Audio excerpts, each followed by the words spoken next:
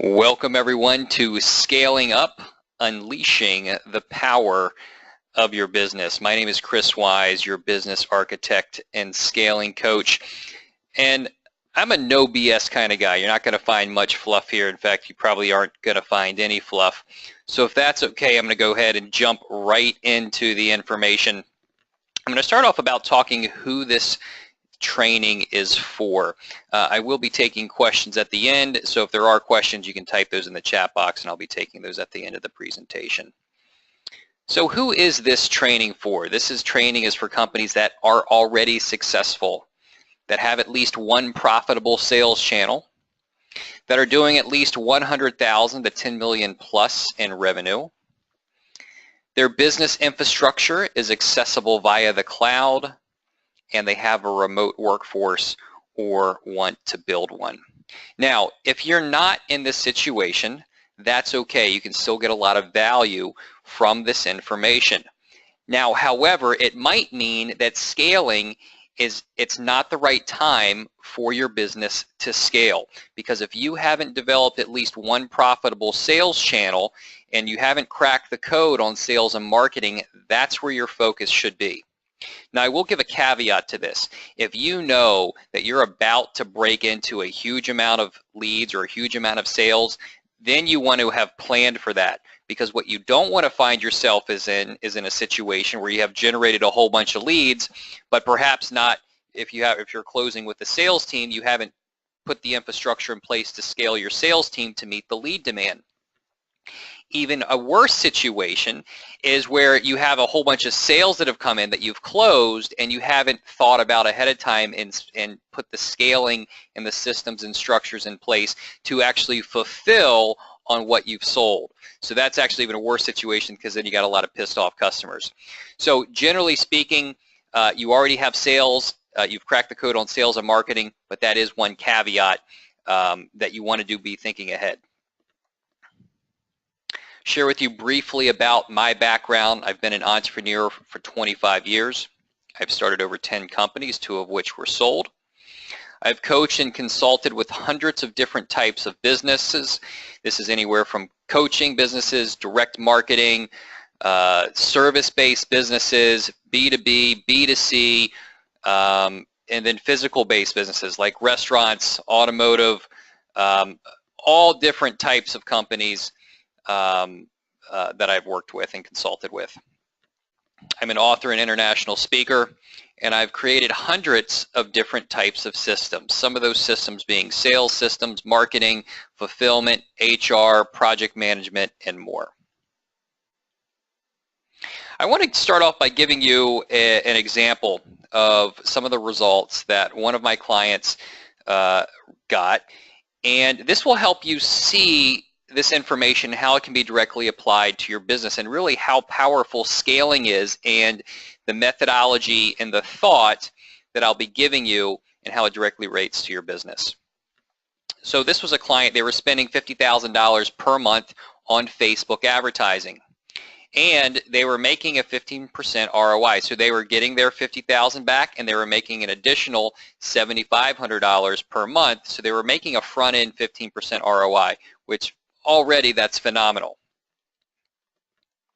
Within 4 months, that ROI doubled through 2 different things that I did.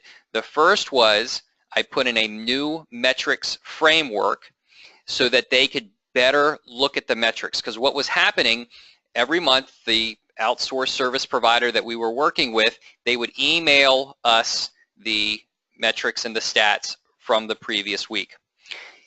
And there wasn't much attention being put to these numbers. Really, just the owner was just looking at the bottom line numbers. And I knew that we need to put a better metric framework in place. So I created a G Sheet, a Google Sheet, and so we began to track each week all of our different metrics, so then we could begin to compare side by side how things were evolving over time.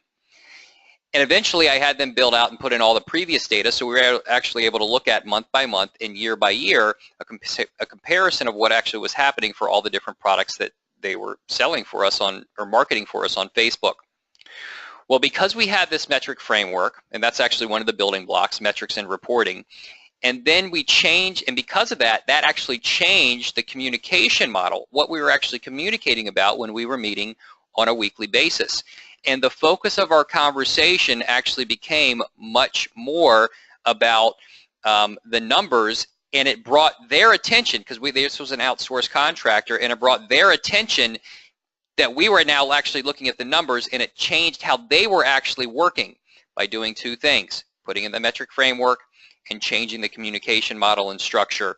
And by those two things, there was an increase in ROI. It doubled to 30% or $15,000 a month. That was a 100% increase in ROI. Or if you put that on an annual basis, an extra $90,000 per year by these two different building blocks, metrics and the communication structure. This is what that looked like. So this was before. This was their cost, their spend, $50,000, and they were making $7,500. This was after the work that I did and the 100% increase. This was, and again, this was on a monthly basis. And if you look at the direct ROI that was created from this work, it was around $3,000 that they spent in having me help them set this up and structure it. But that was almost double. That was definitely a double in what they spent. But this was a month by month, right? So that was a one-time expense that they spent to get this extra $7,500 per month, month after month after month. This is the power of systems and scaling. You put it in place once, and it creates the result over and over and over again. And then it creates a foundation in which you build upon. I actually wanted to go back and take a moment here to define scaling and why it's so important. So scaling is a methodology for systematically growing a company. Scalability is a company's ability to quickly and systematically grow. So if you're currently doing 100,000 and you want to go to 1 million, you need to scale. If you're doing 1 million and want to go to 10, you need to scale. If you're at 10 million and want to go to 100 million, you need to scale. Scaling is the systematic methodology for growing your business in the most profitable and direct way. And there is a science to that, and I'm going to share that science with you tonight. So what does a scalable company look like? Well, first off, there's roles and responsibilities clearly defined. In up-and-coming companies, this is one of the biggest things that I see missing that creates huge amounts by not having clearly defined roles and responsibilities. It creates huge problems inside the organization. KPIs and metrics being consistently monitored and discussed for the company, department, and team member. 3 different levels. So there's KPIs, key performance indicators. There's 3 different levels. 1, the executives are looking at this on the company level. 2, for each department, you have key metrics, which each of your department heads are looking at. And then lastly, your team members, each team member needs to be aware of what metrics and KPIs they're responsible for. 3rd, all policy and procedure clearly defined, spelled out, accessible, and communicated to the entire team. This is what creates that consistency in action and the stability inside your organization. And 4th, all business processes are clearly defined, mapped out, accessible, and communicated to the entire team. So what's the impact of trying to grow a business without a scaling methodology? One impact is overwhelm. This overwhelm is caused because of the amount that there is to do and or because you're growing too fast. So when there isn't a methodology for how you actually want to grow your business, it can feel like things are out of control, there's way too much to do. But when you have a container, when you have a process, a system for and how you're actually growing and scaling your company, you feel more in control. The organization as a whole, even though things could be just going so fast, you have things under control, and there's a methodology for growing it. A second impact is confusion, because you don't have clarity on your strategic direction or where you should be putting your focus.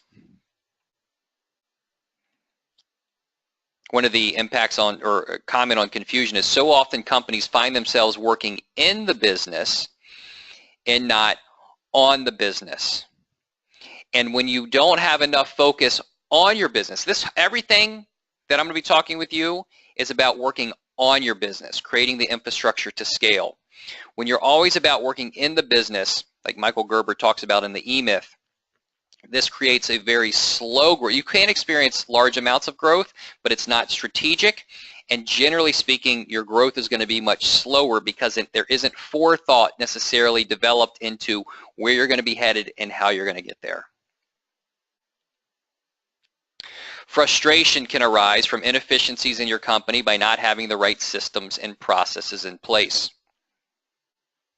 Frustration because you're not growing fast enough or not as fast as you feel is possible. So this is the opposite end of overwhelm, when you know there's so much opportunity inside of your organization, but you don't have the right systems and structures in place to take advantage of that opportunity, or the right strategic meetings occurring. A lot of frustration can happen because you're like, I should be growing faster because I know the opportunity's out there. So I want to expand your thinking about systems. I work with a lot of CEOs who aren't good at systems. And there's actually a lot of amazing visionaries, a lot of great creative people who understand the importance of systems, but haven't figured out the right way to implement them inside of their businesses. Now, there's also some CEOs that actually have a complete unawareness of systems and haven't fully realized that by not having systems, how much money they're actually losing, because they're just so excited about their vision, they're just so excited about what's next, they're actually hurting their organization by not putting focus here. So kind of want to, so what I'm going to do here is expand your thinking around systems and make you realize how much systems actually impact every aspect of our life. One, the alphabet is a system for word creation. Two, there's pen and paper, which is a tool. There's a person utilizing the tool. And then there's grammar, which is a system. And all three of those working together, the person using the tool, following the grammar system, which creates a collaborative system for communication. Houses are made up of systems. You have the plumbing and electrical systems. And then these houses have different departments or rooms that each rely on these different types of systems, like your bathroom, kitchen, and bedroom. And your body is actually a system, and it's made up of different systems. You have the skeletal and muscular system, and it's made up of different parts like the brain, heart, and lungs, all working together to bring you into existence. Systems are all around us. So let's take a look at the impact of systems. The beauty of a system is that it enables you to do what you have to do without having to think about the system. The challenge of a system is that you have to be aware of them, think about them, and understand them in order to create and change them, which means as you, as the owner, the CEO, the executive in your business, in order for you to have the growth in your business that you desire, you have to think about systems. And you have to and if you're not naturally a systems person, then you have to have somebody in your organization that can help you put systems inside of your business. Thus, we enter into the world of systems thinking. So I'm going to define to you how I like to look at business systems. So first, we have people. People are absolutely essential inside of our business to do things, to get things done. And then we have policy, procedure, and processes that people follow to get things done in a certain way. And then there's some sort of tool or tech system that people use following the right policies, procedures, and processes that accomplish different things. Now, our business is made up of all three of these. Each three of these work together in unison, and the more that we have put thought and clarity behind the interaction and the intersection of how these are working together, the more effective business system that we've created. And our business is made up of these, and I'll give you some more examples of how our business is made up of these. But I want you to remember to think back to the example that I gave you of the pen, the person, and grammar.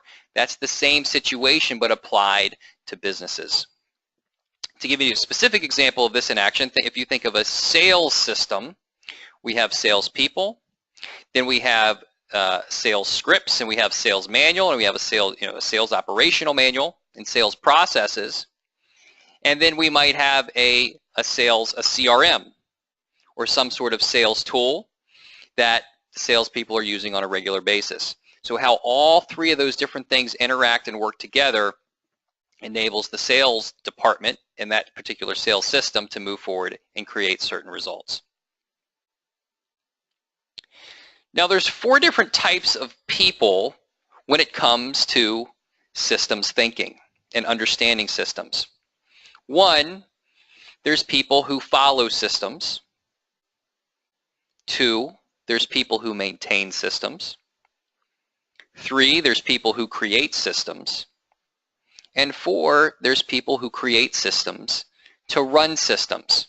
Now, on our very first level, if you've ever hired a lot of people, maybe even one, I'm sure you've run into the case where you wanted somebody to follow a certain instructions or process, and they weren't even able to do that. So we have to acknowledge that there's definitely a level, and it's those types of people typically don't work out in organizations where you need to follow instructions to get things done, or you keep them on your team and you continually suffer, right? Now, I'll give you an example of it. There is another category person, like the creative genius, who may not necessarily be great at following systems, and a lot of times that's the CEO of certain companies who are this creative genius, but I have trouble, following, setting to a particular pattern. If you're that kind of person, you need to have somebody that creates a system for you to harness the power of your creativity. So that will address for the fact that you don't necessarily want or enjoy following systems. So while there's 2 different extremes, sometimes people that can't follow systems, we don't want them on our team because they can't follow the instructions. Other times it's people, yes, we want them on our team, but we just know that, hey, they just can't do it, so we need to actually create a system and a structure to account for that. One of the biggest mistakes that businesses make in creating systems is having people who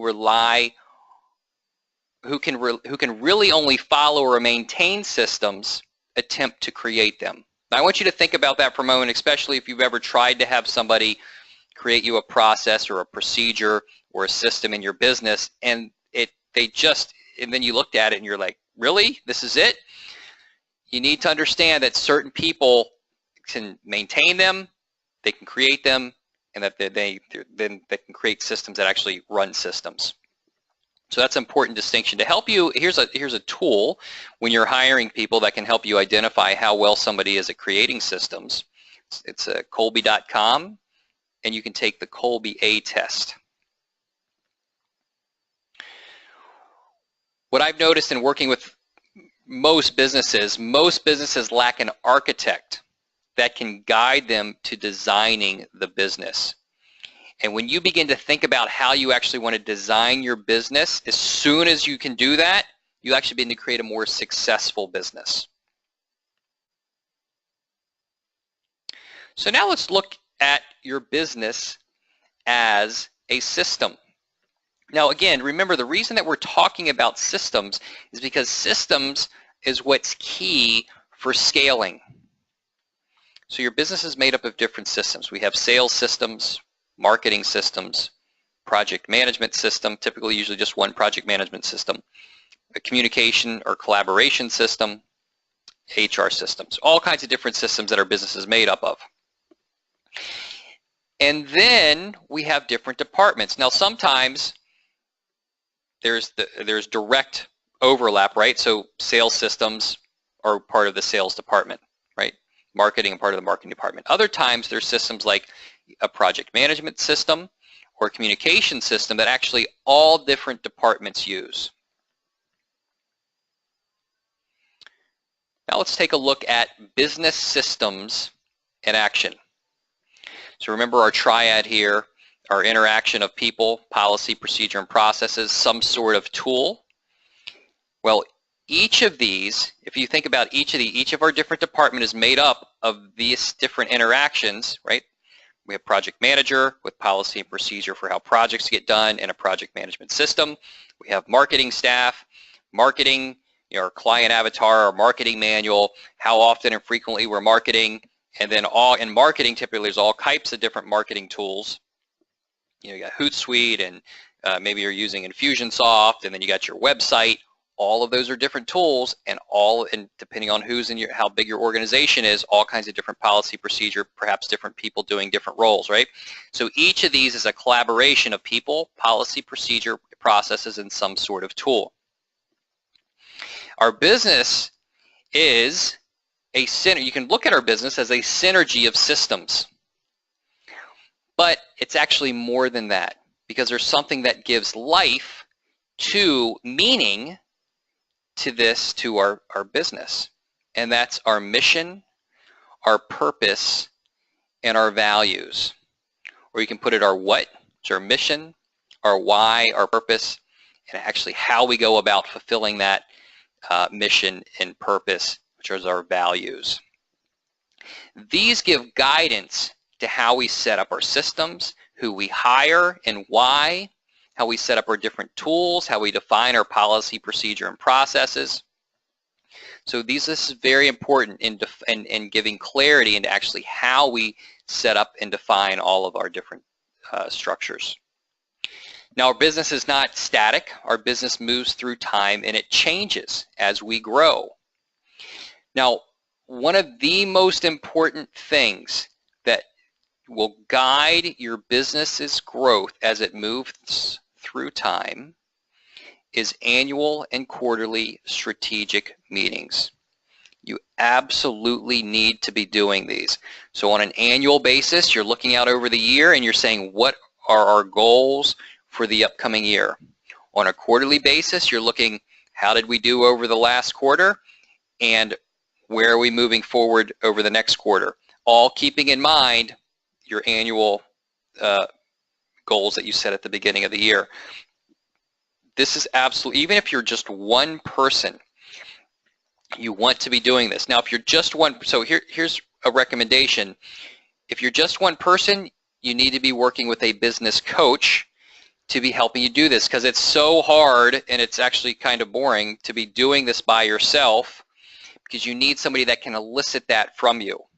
And even the same in larger organizations that have a team, a lot of times I see the owner, the CEO, running these quarterly strategic meetings, and when he's actually able to sit back and be a part of the process as opposed to leading the process, the CEO is able to get much more involved. So even in larger organizations, having an outsider person to come in to lead these types of meetings is very powerful, so that the whole collaboration of the team can really get behind these different types of meetings. So now we're going to talk about business scaling success. So whatever marketing or sales strategy that you're doing, however you're growing your business through sales and marketing, you can plug that into what I've been talking about and into the framework that I'm about to share with you. So we've talked about our business systems, our business as a collaboration of systems, and we've talked about our mission, vision, and values and how those work together and how our business moves through time. That actually creates a foundation. Now, I haven't talked about the building blocks yet. There's specific building blocks to that foundation, which I'm going to talk about next. But this creates the foundation for you to rapidly scale. And we're not just talking, yes, this is growth, but there's a distinction between growing and scaling.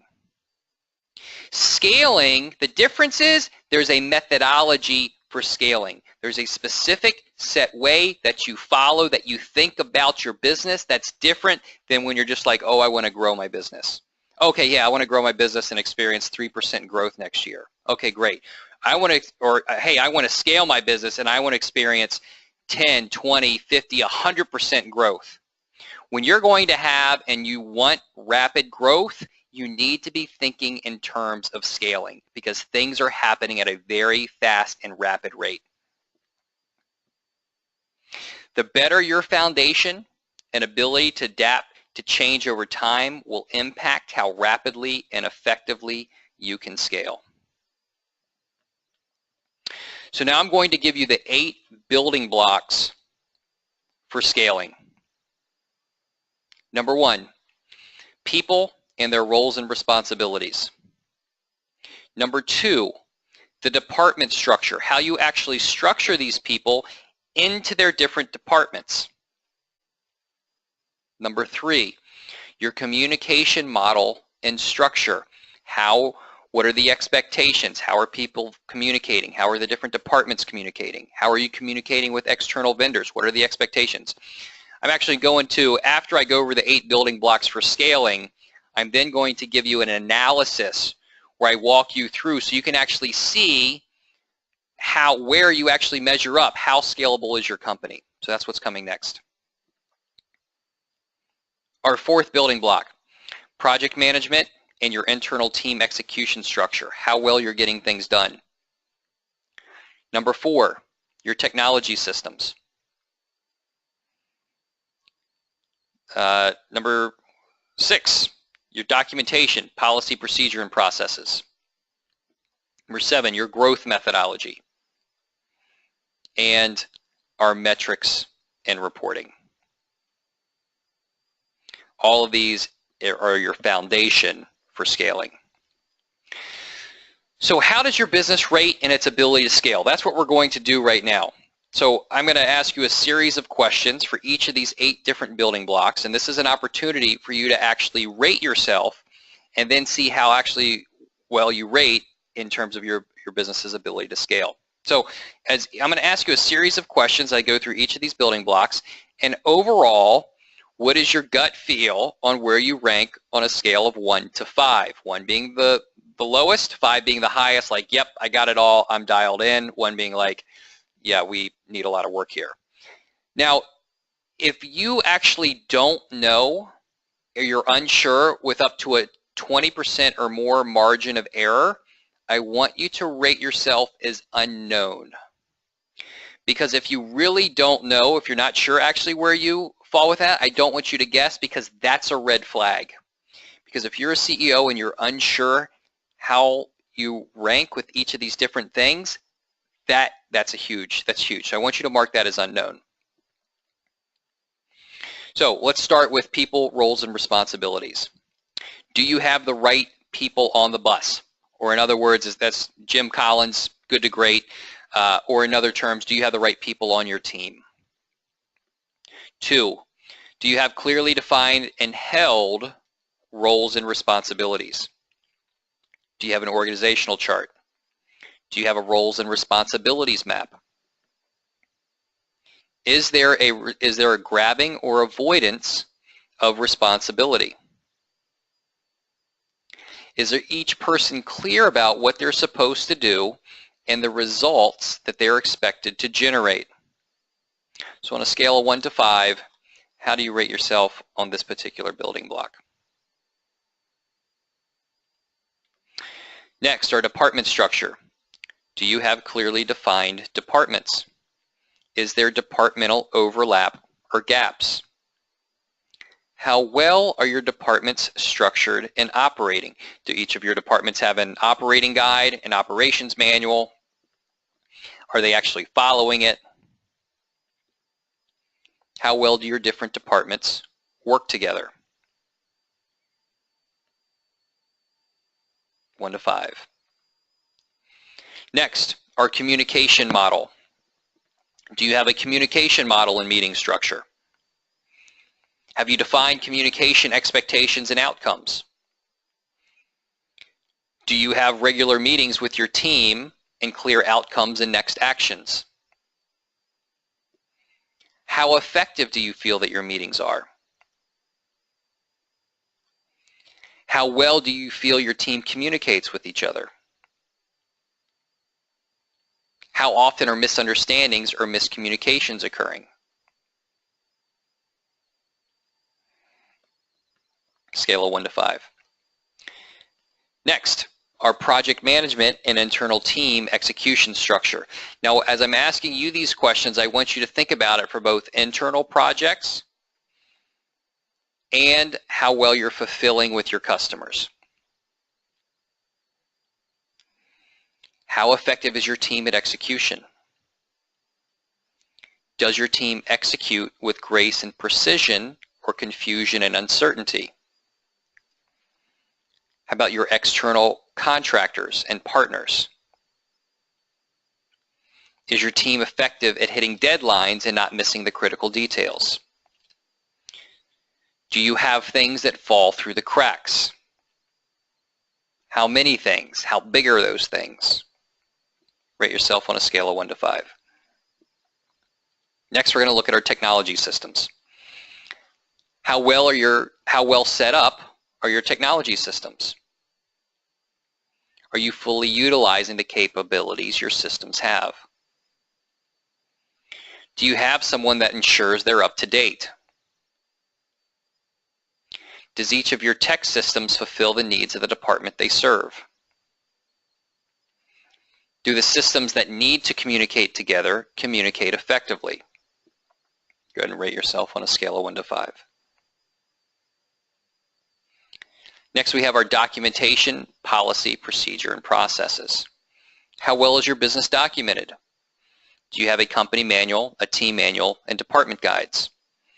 And are they actively used? Is your team clear on your company's expectations of policy and procedure? Do you have all of your policies documented? Do you have all your business processes documented? On a scale 1 to 5, how do you rate? Next, we look at our growth methodology. Do you have a defined and clear growth methodology? Do your department heads or managers understand how the growth of the company and their departments interrelate and integrate? Do you have annual and quarterly strategic meetings? On a scale 1 to 5. And lastly, our metrics and reporting. How well integrated is metrics and reporting into your business? Do you have metrics tied to your mission statement? I'm going to talk more about that later and how that's absolutely critical, one of the most powerful things that you can do. Are you looking at your metric KPIs to guide your growth methodology? Is it easy for you to drill down into the metrics? Do you have regular meetings and conversations around your metrics? Are you taking action based on metric data you digest? Are you feeding your gut with healthy metrics and data? Does each person on your team, are they clear as to what they're responsible for and what metrics and KPIs they must meet? And is there accountability for that? On a scale 1 to 5, how do you rate? Now, you could be anywhere from a 0, I guess, if you had all unknowns, to 40. So first off, if you had a score of 32 or higher, congratulations. You are scalable. You've done a lot of great things in your organization. Now, I imagine, because even in the most successful companies, and in fact, in even the most successful companies on the surface level, most companies don't have a lot of these things in place. Now, if you already have a successful company, can you imagine how much more successful you would be if you had these things in place, even if you had a fraction of these things in place? So this is what I do as a scaling coach and in the clients that I work with. So now I'm going to talk about how I work with different clients and really what I use to measure results when I'm working with people. First, I want to give you an idea of the types of clients that I work with. I currently have availability for 3 new clients. I'm very selective in who I work with.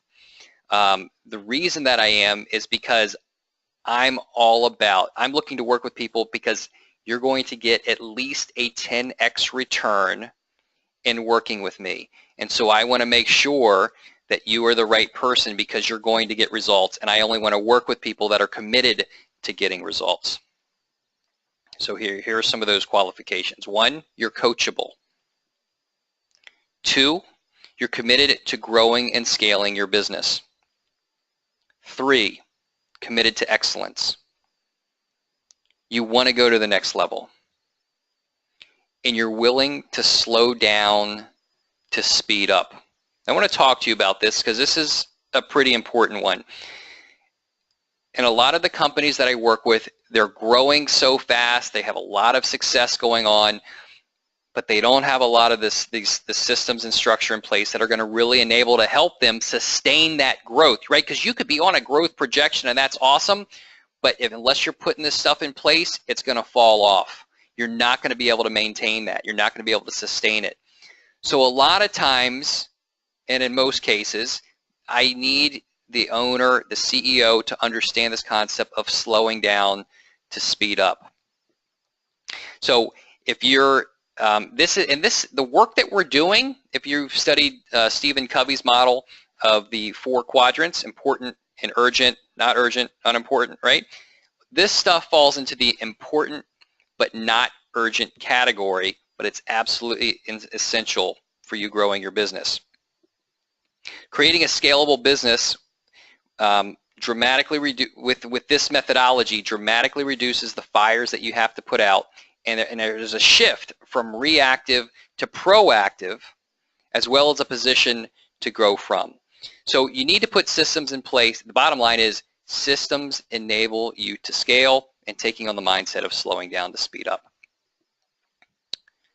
I'm going to give you an overview of the different types of systems that I've created. And the reason that I'm doing this is because as we're working together, and I'm going to share with you the coaching methodology that I use, perhaps you need to build out a different department. In most cases, I've already built out that type of department, and I can give you specific guidance around how to do that. I can review your policy, procedure, processes. So these are some of the types of systems that I've created. And if you need to create these, I've might already have a model for it, and I've probably already done it. So operational workflow and communication solutions and standards, sales and marketing systems, automated webinar systems, fulfillment systems, automatic contract signing integrations, content delivery systems, content usage and participation results systems, hiring and HR systems, finance systems, customer service solutions and systems, creating the infrastructure and operational plan of virtual companies, time management or project management systems, training systems, both for onboarding and sales, event systems, affiliate and business development systems, and learning management or content delivery systems. Let me give you another example of results that a recent client has received from working with them. This is about productivity being tripled. So this one client, they were using a project management system, but not really. They had one, but there was no consistent way in which they were doing it. So I came in and I said, we're going to start using this, and I created policy procedure around that system. I got everybody on board. We did a training, and we monitored one of the key. So here's some of the key elements of this. We monitored, so that in the past, when a task went overdue, well, actually in the past, a lot of times they wouldn't even put due dates on tasks. So when we started putting due dates, and then there was accountability for when tasks went overdue, that created a huge difference. Just by somebody, just get this concept, by somebody actually watching and holding people accountable creates a tremendous impact in productivity and bottom line results creation. When people know that they're being managed, they produce. And this is what really took it to another level. This is what created the productivity tripled results that I haven't seen anybody else do. It's something that I've uniquely created. I developed completion metrics, and then we would talk about them monthly on the company meeting. So I set the goal. I said I want there to be a minimum of 80% that people are completing their tasks on time. And at first, when I put this in place, people were at 30 to 40%. But when we began to look at that, when people knew that how they were completing things on time was actually being, not only they were being held accountable, but now we're actually, everybody see it, and you could see how you compared with other people. Within 3 months, almost everybody was at 85 to 99%. That's 3 times the work output by bringing focus to the due date with the same HR expense. Now I want to talk, this is incredible. Here's the building blocks that were used in this. One, we had a tech system, a project management system. It was being used, but it wasn't really, right? So we made sure that that got set up and we're using all the different functionalities of it that we needed in that company. 2, there was no clearly defined policy and procedure around how that system was supposed to be used. There was no processes mapped out. We mapped those out so that everybody got clear. We created a training around when new people came on, they were immediately trained now into this culture of how things were being done. This changed how we were meeting. So this changed our meeting structure and our communication expectations. That's the 3rd block this impacted. And another block it impacted was the results and metrics. So we put in results and metrics around this, which created a tremendous difference. So you can see how there was 4 building blocks that were used in this productivity tripled, and now this is a system that's in place that just runs over time, and it created a culture of execution. So here's the actual process that I use when I begin to work with my clients. The first one is we define our measurements for success. I look at what revenues that you've done, where you're headed, and what the ROI difference we're looking to create is from our work together, and I'll show you a little bit more about that, but we define our measurements for success. We put out scaling fires. If there's any emergencies we got to take care of, we take care of that. Then we define the owners, the CEO, and other key executives, their ideal role to unleash their greatness. Many times I'm working, especially in companies that are below 10 million, where the owner hasn't fully positioned himself where he's just able to unleash his greatness, where he's just able to do what he absolutely loves every day, because as the CEO, you're the most important person in the company, and we want to make sure that you are free to grow that company within your greatest potential. So once we have that defined, then as we begin to move through the rest of the stuff, we can begin to shift you into that ideal role. 4th, mission to metrics. This is something that I haven't seen done anywhere else. This is something that I created.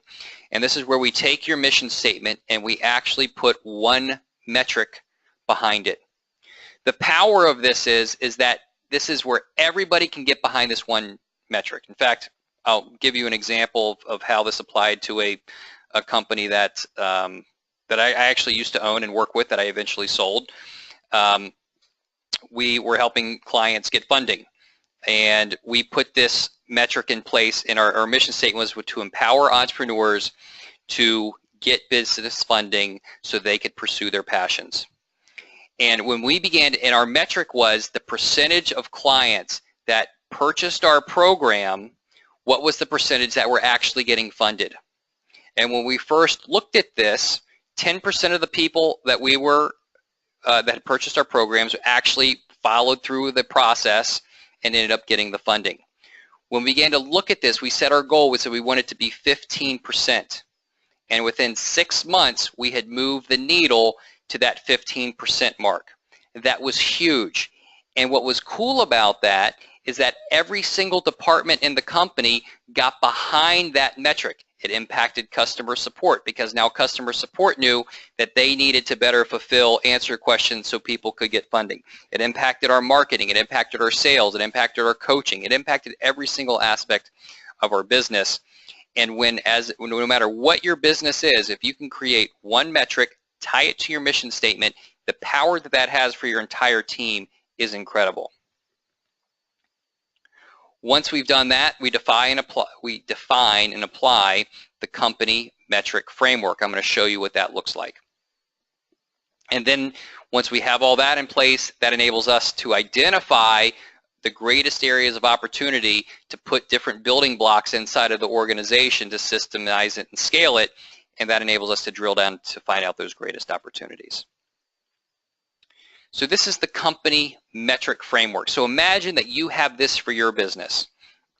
Every day you open this up and you're able to see your business as a perspective, as a whole picture, how all the different departments tie in together, how all the different functions, and typically most businesses can fall under this framework of attract interest, capture leads, nurture prospects, convert sales, deliver and satisfy, upsell customers, and get referrals.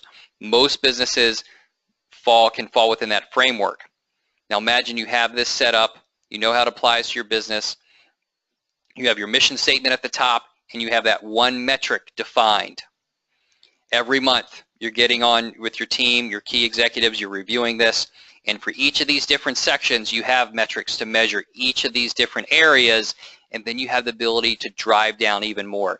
This becomes our guiding, this is how we make decisions about what areas we want to scale next.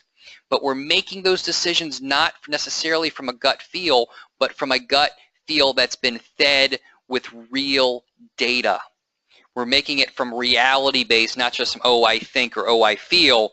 It's like, what are the true metrics aside of the organization, and what are they telling us where we need to be putting our focus? This is powerful, powerful stuff. This is 10x, 100x type of results-oriented thinking and stuff that can change your company. So I want you to think about your business. I talked about all the different the building blocks, and your business is at some number on a scale, in this case I'm using 1 to 10, but your business on each of these different building blocks is at some number. See, my genius is to see the whole picture and how all the different parts work together and identify where focus needs to be put. My genius also lies in creating the structure and frameworks to help you and your team better manage your business. So for example, let's say that we identify we want to focus on metrics and reporting first, and we crank that up a notch. We see the result. And then we say, you know what? Now it looks like we need to focus on our departmental structure. So let's crank that. Let's put some better systems and policies around and structure around our departments, and we see a direct result from that. So each of these, it just becomes, we're twisting knobs, turning knobs, cranking up the scaling and the growth of each of our different areas, each of these different building blocks. These are the different scaling programs that are available. They're broken up by the revenue of the business. The first being basic for companies that are doing 100,000 to $1 million, then essential, companies that are doing 1 million to 10 million, and then professional, 10 million and above. Now, these are not hard and fast rules about the revenue that you're doing. There could be a company that is doing less than $1 million that actually wants the features that are available in the essential package, but these are general guidelines to help you figure out what might be best for your business. So for companies that are doing 100,000 to $1 million, it includes a scalingness readiness assessment, a system definition, and weekly consulting sessions. The minimum duration is 6 months, and the investment is $2,500 a month. And if you pay in full or in advance, then it's $13,500 and you save $1,500. The next level for companies that are doing 1 million to 10 million, it includes a detailed scaling readiness assessment, which I go very in depth into doing an analysis on your business, interviewing different key executives in your company, looking at your business plans, your policies, procedures, and all the different aspects of your business. Next, it includes detailed systems definition and development and implementation plan, weekly consulting sessions, detailed KPI development, and once a quarter, quarterly strategic meetings where I lead a full day strategy session developing the upcoming goals for that quarter. It's a 6-month contract, $5,000 a month. If it's paid in advance, it's $26,500, and you save $3,500. Next, for the professional level. The main distinction here on the professional level is that not only am I working with with the CEO and the executive team, but I'm working with somebody that perhaps gets designated as the scaling champion, or somebody that's specifically overseeing the execution of the scaling inside the company. So this also includes the detailed scaling readiness assessment, the detailed systems definition, development implementation plan. In this case, it's bi-weekly consulting sessions, or 2 per month, with the CEO. It also includes detailed KPI development. It includes the quarterly strategic meetings, and in this case, it has the weekly consulting sessions with the person who is your scaling champion. It also includes a monthly executive briefing and progress review for the CEO and the executive team. Minimum contract is 6 months. It's $7,500 a month. If paid in advance, it's $45,000, which saves you $5,000. Here's my 10x promise. If after working together for 30 days, you don't feel that you've received at least 10 times the value of what you've paid for, I will give you your money back. That's because my expectation is that over time, over the 6-month period, you're going to be getting a minimum of a 10x return, and you'll know within the first 30 days if we're a right fit or not. And so if it's not, I'm just giving you all your money back, because I am so committed that my clients get results that I only want to work with people that actually feel like we're on the track to getting those results. So here's how I actually measure results with my clients, and that's through an increase in gross revenue and increased profitability. I expect that you're going to be able to see a minimum of a 10x return from your investment with me over a 6-month period, and actually what's possible is up to even a 100x return. And here's how we measure that. So we look, let's say that you've been in business for 3 years. We look at your growth over that 3-year period, and typically you're going to have some sort of projection of where you felt like you were on track to growing over the next year. This projection becomes what becomes our ROI difference. And so what I'm expecting is that this ROI difference is going to be a minimum of a 10x return, if not as much as a 100x return. So for me, the longevity of our relationship is based on measured results, not feeling good about what you've paid for. I don't want you to just feel good about working with me and have a 10x and have a 10x or more perceived value. I actually want you to get 10x or more results in return, and this is how I measure that. So why can there be such dramatic results in working together? Number one is the focus. The focus comes from the process that I've created around helping companies scale, which gives you clarity in the types of actions that you're taking, and those actions create better results. So if you're someone that's interested in working, I have a strategy session. This is where we get to know each other. I get to know you better to see if you're a fit, if you're someone that I feel like actually can help take to get these types of results. I only have space for 3 new clients.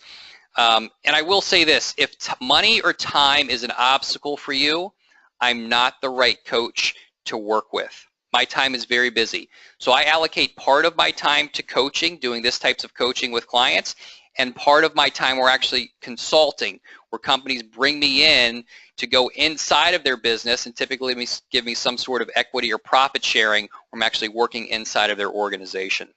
So I'm looking for people who are very serious about growing and scaling their business. And so for those of you that find yourself in that category, I offer you a 30-minute strategy session. And to get that, you can go to, it's bit.ly/ChrisWise30.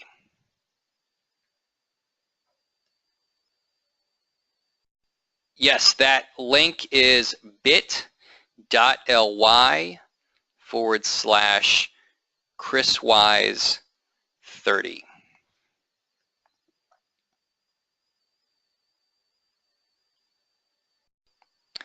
When you go to the URL there, if you are serious about a strategy session, you're going to get a link for a pre-strategy session questionnaire where I'm going to ask you about your business. So then you fill that out and then send that to me prior to our strategy session.